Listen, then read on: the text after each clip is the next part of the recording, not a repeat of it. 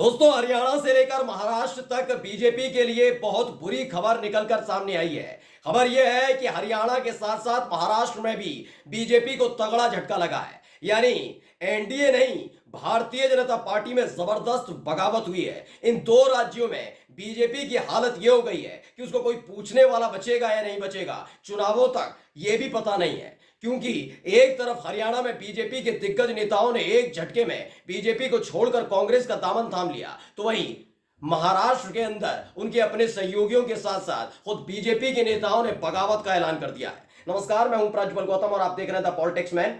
शुरुआत हरियाणा से करूंगा क्योंकि पहले ही चुनावों की तारीख का ऐलान हो चुका है। 1 अक्टूबर को वोटिंग होनी है, 4 अक्टूबर को आएंगे नतीजे। लेकिन उससे पहले बीजेपी में जो बगावत हुई है वो खबर आपके सामने रखने जा रहा हूं। देखिए, खबर लिखा है, जनसत्ता ने मेरे आत्मसम्मान को ठेस पहुंच रही थी। हरियाणा में बीजेपी महिला मोर्चा की महासचिव पार्टी छोड़ कांग्रेस में हुई शामिल। बताया गया कि हरियाणा विधानसभा चुनावों के लिए उम्मीदवारों के नाम घोषित होने के बाद से ही बीजेपी को अपने नेताओं की तरफ से इस्तीफों का सामना करना पड़ रहा है। बीजेपी राज्य महिला मोर्चा की महासचिव गायत्री देवी ने भी पार्टी से इस्तीफा दे दिया। इन्होंने सोमवार को पूर्व सीएम भूपेंद्र हुड्डा की मौजूदगी में कांग्रेस पार्टी की सदस्यता ली है। वह हांसी विधानसभा सीट से टिकट चाहती थी। उन्होंने इंडियन एक्सप्रेस से बातचीत में बताया कि उन्हें किस वजह से ये कदम उठाना पड़ा, भाजपा क्या गलत कर रही है और उनके लिए आगे की राह क्या है, सब कुछ बता दिया। यानी भारतीय जनता पार्टी कुछ ना कुछ गलत कर रही है और ये आरोप अब कोई और नहीं, बीजेपी के नेता लगा रहे हैं। सोचिए, हरियाणा में मैंने आपको थोड़े दिन पहले दिखाया था, एक पूर्व मंत्री और बीजेपी के पूर्व मतलब बड़े नेता हैं राव रणबीर सिंह। उन्होंने कहा कि दक्षिण हरियाणा को भूल जाना, दक्षिण हरियाणा में कमल खिल नहीं पाएगा, सूपड़ा साफ हो जाएगा बीजेपी का दक्षिणी हरियाणा में। कुछ एक दो सीटें हैं जहां उनकी मजबूत स्थिति है, उस लिहाज से उन्होंने कहा था। और देखिए उसके बाद क्या हुआ, ताबड़तोड़ इस्तीफे गिरना, एक मंत्री का इस्तीफा हो जाना, एक विधायक का इस्तीफा हो जाना, कई लोगों को पार्टी छोड़ देना, कुछ का कहना है कि हम किसी पार्टी में नहीं जाएंगे, निर्दलीय लड़ेंगे। लेकिन कुल मिलाकर बीजेपी की स्थिति हरियाणा में खराब होती हुई नजर आ रही है।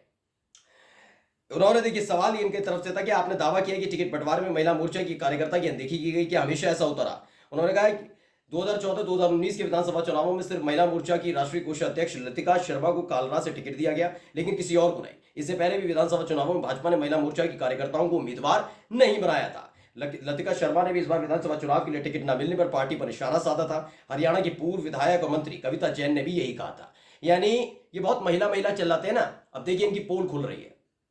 बीजेपी किस तरीके से महिलाओं को राजनीतिक तौर पर दूर रखना चाहती है, ये आरएसएस पर तो आरोप लगता रहा ना। यहां देखिए, यहां पर भी यही हो रहा है।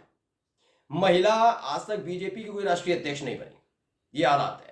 यही हालात ये है कि आरएसएस में कोई आज तक महिला पदाधिकारी बड़े स्तर पर नहीं रहे। कुल मिलाकर इनका महिला विरोधी चेहरा इनके अपने ही नेता खोल रहे हैं। अब खबर दिखाता हूं दूसरे राज्य की।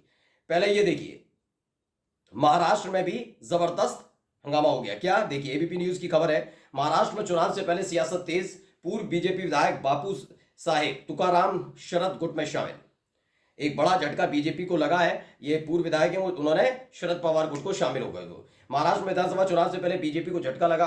पूर्व बीजेपी विधायक बापू साहेब तुकाराम पठारे शरद पवार के एनसीपी में शामिल हो गए। उन्होंने पार्टी प्रमुख शरद पवार की उपस्थिति में एनसीपी का दामन थामा। महाराष्ट्र में विधानसभा चुनाव से पहले नेताओं के दल बदलने का खेल धीरे धीरे तेज हो गया। प्रदेश में इसी साल के अंत में होने जा रहे विधानसभा चुनाव को लेकर महायुति गठबंधन के कई बड़े नेताओं ने उसका साथ छोड़ विपक्षी यानी महाविकास अघाड़ी के घटक दलों में शामिल हुए। और इसी कड़ी में बापू साहेब तुकाराम ने भी शरद पवार के साथ चलने का फैसला किया। यानी हरियाणा में जहां एक तरफ बीजेपी के अपने नेता अपने ही नेताओं की, अपनी ही पार्टी की पोल खोल रहे हैं, खासकर महिला नेता, तो वहीं दूसरी तरफ महाराष्ट्र में भी तगड़ा झटका बीजेपी को लग रहा है। महाराष्ट्र में बीजेपी के एक बड़े नेता हैं ये बाबू साहब तुकाराम, इन्होंने शरद पवार गुट में शामिल हो गए।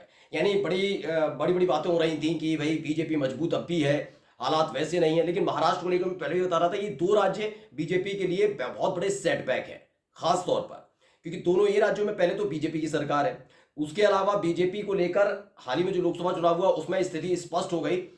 तमाम जो, चाहे महाराष्ट्र का जिक्र कर लीजिए चाहे हरियाणा कर लीजिए, दोनों ही राज्यों में बीजेपी को सफलता नहीं मिली। यानी 2019 में हरियाणा में 10 सीटें जीती थी, 5 पर रह गई। महाराष्ट्र के अंदर भी न केवल बीजेपी बल्कि बीजेपी के सहयोगी दलों को भी करारा झटका लगा और वो बहुत बुरी तरीके से हार तैरते मतलब बचे हैं और वहां इंडिया गठबंधन का झंडा बुलंद रहा। अब इन सब के बीच पहले से ही कयास लग रहे थे कि इंडिया गठबंधन और न केवल मजबूत होगा बल्कि जो बीजेपी है, एकनाथ शिंदे की शिवसेना है, अजित पवार की एनसीपी है, इनको भी तगड़ा झटका लगेगा और ये होने लगा है। चूंकि एनसीपी के जो अजित पवार हैं या फिर समझ लीजिए एकनाथ शिंदे की शिवसेना है वो समझ गई बीजेपी के साथ रहना एक बहुत बड़ा खतरा है चुनाव के दौरान, इस दौर में। मैं हर दौर की नहीं कह रहा, इस दौर में। इसीलिए धीरे धीरे आवाजें उठने लगी हैं। अब देखिए आवाज क्या उठी। एबीपी न्यूज ने एक और खबर छापी, महाराष्ट्र के डिप्टी सीएम अजित पवार का बड़ा बयान, मैं भी मुख्यमंत्री बनना चाहता हूं लेकिन। इसमें खबर बताई गई महाराष्ट्र के विधानसभा चुनाव के मद्देनजर सभी पार्टियां अपनी अपनी रणनीति बनाने में जुटी हैं। इस बीच प्रदेश के डिप्टी सीएम और एनसीपी प्रमुख अजित पवार ने बड़ा बयान दे दिया।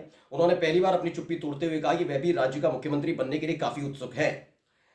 आगे इन्होंने लिखा कि हर कोई चाहता है कि उनका नेता मुख्यमंत्री बने। जब मैं ये कहता हूं तो मैं भी इसमें शामिल हुए कि मुख्यमंत्री बनने के लिए बहुमत के आंकड़े तक पहुंचना होगा। हर किसी की इच्छा पूरी नहीं होती है। यानी इनका कहना है कि हम पे बहुमत नहीं आने जा रहा। कुल मिलाकर हालात ये है कि अजित पवार, इससे पहले भी आपको याद होगा 2-3 बयान इनके सामने आए थे।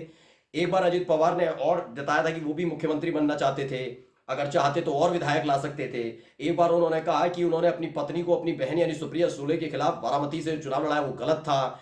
वो कई बार कह चुके हैं। अजित पवार गुट की तरफ से ही कहा गया, जब अमित शाह ने, इस देश के गृह मंत्री अमित शाह, बीजेपी के नेता अमित शाह ने जब शरद पवार के लिए गलत बयानी की थी, उस पर अजित पवार गुट की तरफ से कह दिया गया था कि अमित शाह थोड़ा लिमिट में बात किया करें। जिसके लिए बात कर रहा है वो शरद पवार है, वो आज भी हमारे राजनीतिक गुरु हैं। यानी अजित पवार की तरफ से बार बार संकेत दिया जा रहा है कि वो फंसे हुए हैं, वो कहीं ना कहीं फंसे हुए हैं। उनके पास 2-3 चीजें हैं, क्यों फंसे वो समझा देता हूं।